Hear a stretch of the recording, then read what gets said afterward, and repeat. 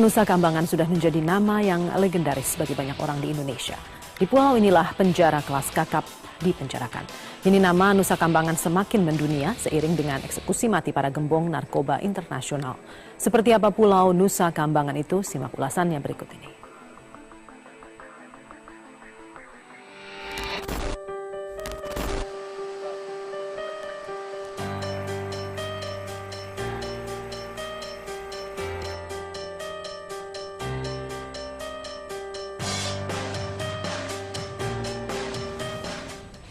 Pulau Nusa Kambangan saat ini menjadi buah bibir masyarakat dunia. Sebab musababnya karena di pulau inilah sejumlah warga negara asing dieksekusi mati karena kasus narkoba. Kesan seram langsung muncul begitu mendengar nama Nusa Kambangan. Di pulau ini berdiri sejumlah lembaga pemasyarakatan atau lapas dengan pengamanan maksimum. Nusa Kambangan merupakan pulau kecil di selatan Pulau Jawa, tepatnya sebelah selatan Kabupaten Cilacap, Jawa Tengah. Luas Nusa Kambangan mencapai 121 km persegi atau sekitar 21.000 hektar dengan panjang 36 km dan lebar antara 6 hingga 8 km.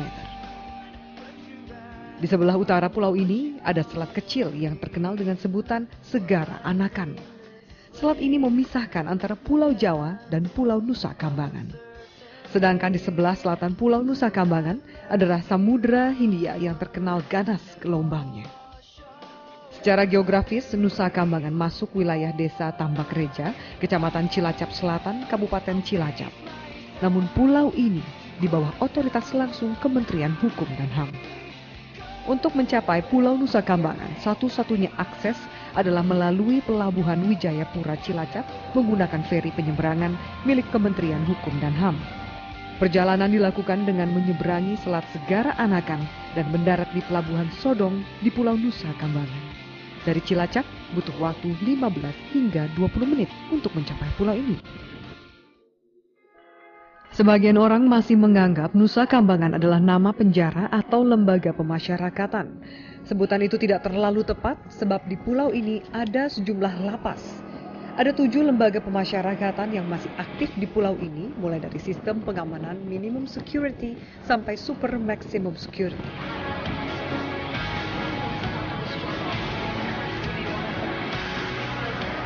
Lapas terbuka. Di lapas ini tidak ada jeruji besi seperti namanya lapas terbuka. Lapas ini berstatus minimum security. Kebanyakan dari napi hanya tinggal menjalani hukuman 1 hingga 3 bulan penjara lagi.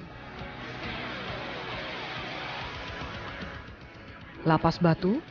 Lapas ini mulai operasional sejak zaman pendudukan Belanda, dibangun pada tahun 1925. Lapas Besi. Dibangun pada tahun 1929, keseluruhan penjara ini dulu dibangun dengan material besi yang lebih banyak. Lapas Khusus Narkotika. Lapas ini yang paling baru di Nusa Kambangan, diresmikan beroperasi pada tanggal 28 Maret 2008. Lapas Kembang Kuning, penjara yang dibangun pada tahun 1950.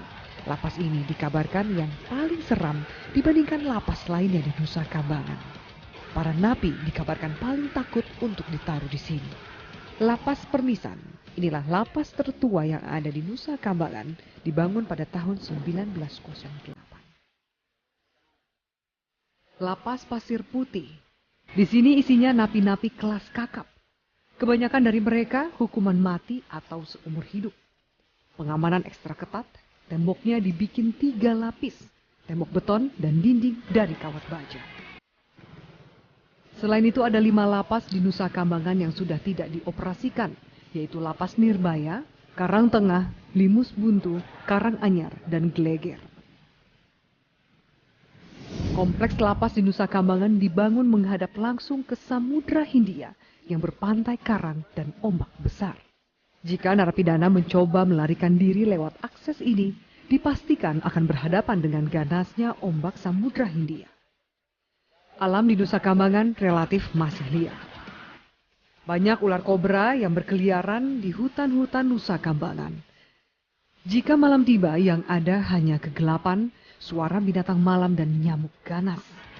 Selain itu terdapat rawa-rawa yang dihuni buaya-buaya ganas. Kisah pelarian terbesar terjadi pada 20 Mei 1982. 34 napi melarikan diri.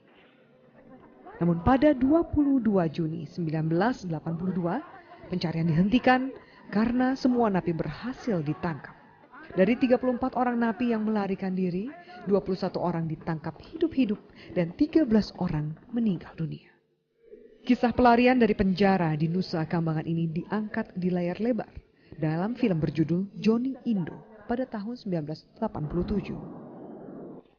Film yang dibintangi Johnny Indo sendiri ini laris manis pada saat dirilis. Pulau Nusa Kambangan mulai dikenal sebagai pulau penjara sejak masa pendudukan Belanda. Pemerintah Hindia Belanda resmi menetapkannya sebagai pulau penjara pada tahun 1912 sekaligus tertutup untuk umum. Pada 18 Januari lalu, 5 terpidana mati kasus narkoba dieksekusi mati di pulau ini. Sebelumnya, pada 8 November 2008, 3 terpidana kasus bom Bali 2002, Amrozi, Imam Samudra, dan Muklas dieksekusi mati di lembah Nirbaya di pulau ini. Bagi sebagian media asing, Pulau Nusa Kambangan banyak diperbandingkan dengan Pulau Alcatraz, sebuah pulau yang terletak di tengah Teluk San Francisco di California, Amerika Serikat. Alcatraz pada awalnya adalah benteng militer yang diubah menjadi tahanan militer, lalu diubah menjadi penjara sipil. Belakangan, pulau yang mulanya tertutup ini mulai dibuka untuk umum dan menjadi tempat rekreasi nasional Golden Gate. Begitu juga dengan Pulau Nusa Kambangan. Setelah lebih dari 75 tahun, Pulau Nusa Kambangan merupakan daerah tertutup. Akhirnya, Menteri Kehakiman pada 24 April 1995 mengeluarkan izin pemanfaatan Nusa Kambangan sebagai daerah wisata. Sebagian besar wisatawan datang ke pulau ini karena didorong oleh rasa penasaran dan keingintahuan mengenai segala aktivitas, terutama aktivitas yang berkaitan dengan pembinaan napi kelas B.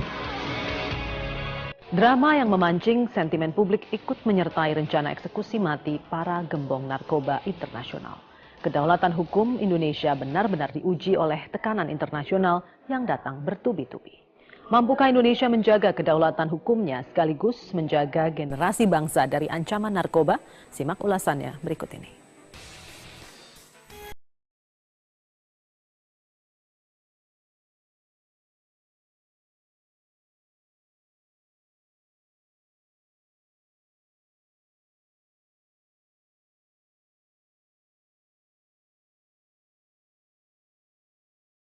Rabu pagi lalu, suasana di kota Cilacap, Jawa Tengah sedikit berbeda.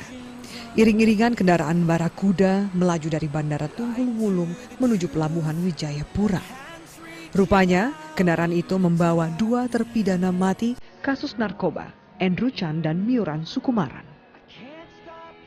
2 warga Australia itu sebelumnya dibawa dari lapas Kerobokan Bali menggunakan jalur udara dengan menyewa pesawat Wings Air dengan pengawalan 2 pesawat Sukhoi dan 2 pesawat F-16. Sesampainya di Pelabuhan Wijayapura, 2 napi kakap ini langsung dibawa ke Nusa Kambangan.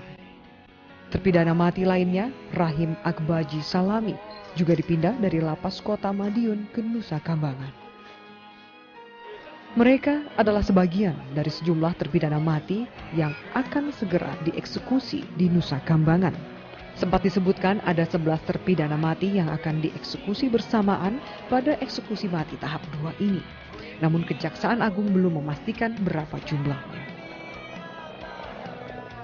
Serangkaian drama terjadi sebelum eksekusi mati tahap 2 ini. Pemindahan 2 anggota Bali 9, Andrew Chan dan Miuran Sukumaran dari lapas Kerobokan ke Nusa Kambangan misalnya. Namun, faktor tekanan Australia diduga menjadi latar belakang penundaan itu. Memang, tekanan Australia sangat kuat terhadap Indonesia. Australia mendesak agar Indonesia membatalkan hukuman mati itu. Bahkan Perdana Menteri Australia Tony Abbott sempat membuat pernyataan kontroversial dengan mengungkit bantuan Australia terhadap korban tsunami Aceh. A few years ago, when Indonesia was struck by the Indian Ocean tsunami, Australia sent $1 billion worth of assistance. We hope that you might reciprocate in this way at this time.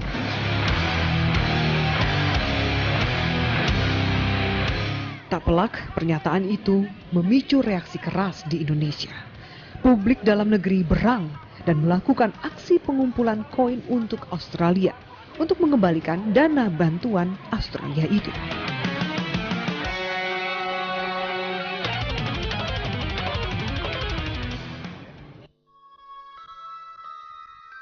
Sementara itu, publik Australia sendiri juga muncul desakan agar hukuman mati dibatalkan.